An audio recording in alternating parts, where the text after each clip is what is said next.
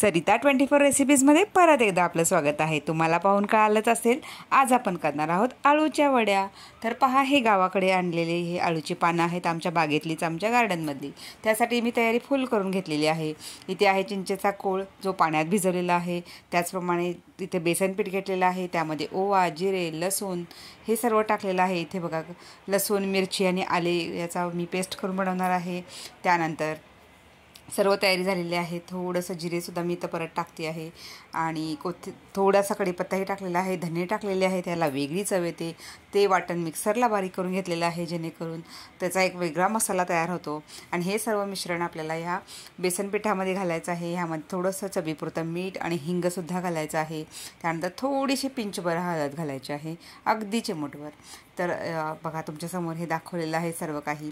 आणि आता हे मिश्रण आपल्याला थोडंसं मी लाल तिखटसुद्धा घातलेलं आहे, कारण लाल मिरची आणि हिरवी मिरची याचे वेगळं टेस्ट आपल्याला मिळत असते। आणि त्यानंतर लिंबूसुद्धा पिळलेलं आहे।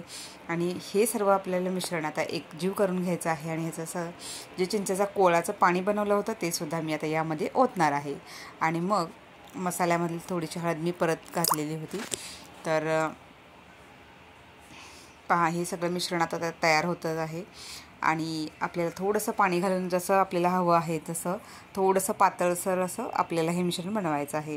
तर हे तुम्हाला अळू जर खवखव जास्त होऊ नये यासाठी चिंचेचा कोळ घालायचा असतो आणि लिंबूसुद्धा वापरायचा असतो, जेणेकरून त्याची खवखवपणा कमी होतो। तर हे अळूची वडी करताना सगळ्यात महत्त्वाची टीप आहे। आणि अळूची पानं आपण धुवून घेतलेली आहेत, पुसून घेतलेली आहेत स्वच्छ। त्यानंतर पहा, अळू जेव्हा तुम्ही वडी करणार असाल तर त्या दिवशी आपल्याला ह्याच्यामध्ये जास्तीत जास्त आपल्याला चिंच आणि लिंबूचा वापर करायचाच आहे, जेणेकरून ज्यांना खवखव जास्त होते त्यांना काहीच त्रास होणार नाही। जर तुम्ही घरच्या घरी जर अशा रेसिपी ट्राय करत राहिलात तर तुम्हाला बाहेर कुठूनही जायची गरज नसते। तर पहा, त्यानंतर अळूच्या पानांवर सुद्धा थोडंसं तेल गरम करून आपण ह्या पिठामध्ये टाकलं होतं। आणि अळूची पानांची मागची बाजू आपल्याला घ्यायची आहे। तर यामध्ये आपण लाटण्याने मी त्याची हे काढून घेतलेलं आहे, जेणेकरून आपल्याला त्याचा पीठ लावताना काही त्रास होणार नाही। सगळी पानं आपण उलटी करून त्याची देठ हळूच काढलेली आहे। आणि त्यानंतर ते लाटण्याने हे पण करून घेतलेले आहे, जेणेकरून आपल्याला पीठ लावताना कुठलाच त्रास होणार नाही आणि त्याची छानशी वडीसुद्धा तयार करता आपल्याला येऊ शकते। तर असं सर्व जेवढी पानं करणार असाल त्या सगळ्या पानांना आपण लावून घ्या। आणि परत लिंबूसुद्धा चोळलेला आहे, जेणेकरून त्याचा खवखवपणा उरला निघून जाईल, म्हणून परत एकदा लिंबूसुद्धा पिळलेला आहे आणि त्याला पूर्ण लावलेलं आहे हे मिश्रण। आणि आता हे सगळं लावून झाल्यानंतर आपण आता जे तयार केलेलं मिश्रण आहे आपल्या डाळीचं, तर डाळीचं जे मिश्रण आपण लावून घेत आहोत। तर असं एकमेकांवर आपण हे लावून पसरवायचं आहे व्यवस्थितरित्या। आणि थोडीशी कडेची जी बाजू असते ती थोडी सोडायची असते, कारण आपण पूर्ण पसरून लावलं तर ते पीठ कदाचित ते बाहेर येऊ शकतं जेव्हा आपण ह्याच्या सुरळी बनवतो। तर एक पान सरळ आणि एक पान उलटं अशा पद्धतीने आपण तयार करून बनवलेलं आहे। कारण पहा, आपल्याला एकमेकांवर जास्तीत जास्त हे घालून आपल्याला त्याची सुरळी बनवायची असते। तुमच्याकडे ही पद्धत वेगवेगळी असू शकते, पण ह्या पद्धतीने जर तुम्ही अळूवडी केली तर इतकी सुंदर लागेल आणि घरच्यांना सगळ्यांना आवडेल। तर जेवढी बनवाल तेवढी संपून जाईल।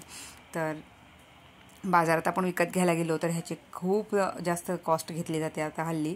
त्यामुळे घरच्या घरी अशा रेसिपीज महिलांना नक्की ट्राय करा, जेणेकरून तुम्हीसुद्धा एक घरची आवडती सुगरण व्हाल। आणि स्वतःलासुद्धा ह्या नवीन नवीन रेसिपी एक्सप्लोअर करायला बऱ्याच महिलांना आवडत असतं। इथे मी आता जेव्हा स्टीम करायची आहे अळूवडी, म्हणून मग स्टीमरसाठी पाणी लावलेलं आहे। आणि ह्या स्टीमरमध्ये आम्ही एक सेट हा तयार झालेला आहे। आता दुसरा सेट आम्ही बनवत आहोत। आणि दुसरा सेट बनवल्यानंतर 2 ते 3 हे सेट होणार आहेत। आणि हे 3 सेट एकदम तयार करून आपल्याला वाफायला लावायचे आहेत। कारण काही वेळ लागत नाही, खूप कमी वेळामध्ये होते, पण खूप स्वादिष्ट आणि चटपटीत रेसिपी आपल्याला खायला मिळते। पहा, आता गणपतीचे दिवससुद्धा आलेले आहेत, तर गौराईला नैवेद्यामध्ये आवर्जून अळूवडी असते, प्रत्येकांच्या घरी असतेच। म्हणजे अगदी कुठल्याही भागात तुम्ही महाराष्ट्राच्या राहत असाल तर तिथे अळूवडी बनते आणि गणपतीच्या नैवेद्यात वापरली जाते।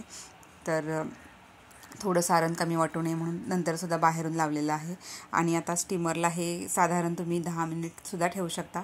तर स्टीमिंग झाल्यानंतर तुम्ही बघा, आता 2 सेट बनवलेले आहेत, तिसरा सेट बनवत आहोत।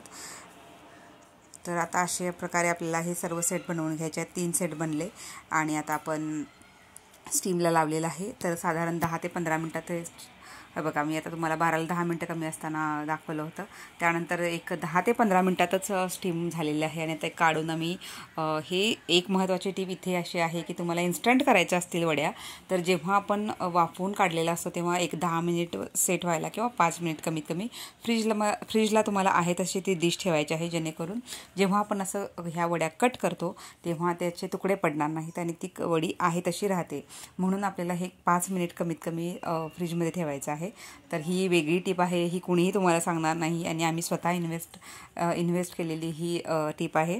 तर ही टिप वापरून तुम्ही करू शकता. तर नक्की ट्राय करायला विसरू नका. तर असा कडकपणा येण्यासाठी आम्ही तो थोडासा एक 5 मिनिट सेट होण्यासाठी फ्रीजमध्ये ठेवला होता. आणि ह्या वड्या आता व्यवस्थित काप करून घ्यायच्या आहेत. आपल्याला जो आकार हवा आहे त्या आकारात आपल्याला कापून घ्यायच्या आहेत. भरपूर पांढरं तेल वापरून आपल्याला ह्या वड्या ज्या आहेत त्या शॅलो फ्राय करायच्या आहेत. तुमच्याकडे जर डीप फ्राय करत नसतील तर शॅलो फ्रायसुद्धा करू शकता, कारण प्रत्येकाकडे वेगवेगळी खाण्याची पद्धत असते. तर दोन्ही पद्धती तुम्हाला मी सजेस्ट करून ठेवते. तर बघा ह्या आता सगळ्या वड्या मोस्टली आपण थोड्या वड्या मी काढून ठेवलेल्या आहेत, कारण त्या नंतर खाण्यासाठी गरम गरम होतील. तर गरम गरम छान लागतात म्हणून जेवढ्या आपल्याला आवश्यक आहेत तेवढ्याच घ्यायच्या आहेत. तर मला जेवढे लागणार होतं तेवढ्या मी म्हणजे आमच्याकडे थोडंसं शॅलो आणि डीप असं थोडंसं डीप फ्रायच केलं जातं, कारण तळलेली वडीसुद्धा खूप छान लागते आणि दोन्ही पद्धतीने ट्राय करायला काहीच हरकत नाही. तर अशा प्रकारे ही वडी बनली होती. आणि नंतर आम्ही काय केलं की उरलेलं थोडंसं पीठ होतं म्हणून मग त्यात कांदा वगैरे टाकून ती कांदा भजीसुद्धा त्याच्या तयार केल्या होत्या, कारण ते सारण थोडंसं शिल्लक होतं. त्यामुळे दोन्हीचासुद्धा स्वाद एकाच वेळी घेता आला की आळूच्या वड्यासुद्धा बनल्या आणि इकडे कांदे भजीसुद्धा सगळ्यांना खायला मिळाली. आणि कांदे भजीचीसुद्धा अप्रतिम टेस्ट आली होती, कारण हा जो मसाला बनवला होता तो खूप टेस्टी लागत होता, स्पेशली ज्यामध्ये धने घातले होते. तर ह्याच्यामुळे ह्या आळूवडीला एक वेगळीच चव आली होती. तुम्हीसुद्धा ही रेसिपी घरच्या घरी ट्राय करा आणि मला तुम्ही कमेंट्स करून सांगू शकता की तुमची रेसिपी कशी बनली होती. तर जास्तीत जास्त व्हिडिओला लाईक, शेअर आणि सबस्क्राईब करायला विसरू नका. तर व्हिडिओ आवडला असेल, रेसिपी आवडली असेल तर जास्तीत जास्त लाईक, शेअर, सबस्क्राईब करायला विसरू नका. परत एकदा भेटू सरिता 24 रेसिपीजमध्ये अशाच मराठमोळी आणि छान छान चवीसाठी, खमंग चवीसाठी. आणि चला तर मग मस्त रहा, स्वस्त रहा आणि खात रहा.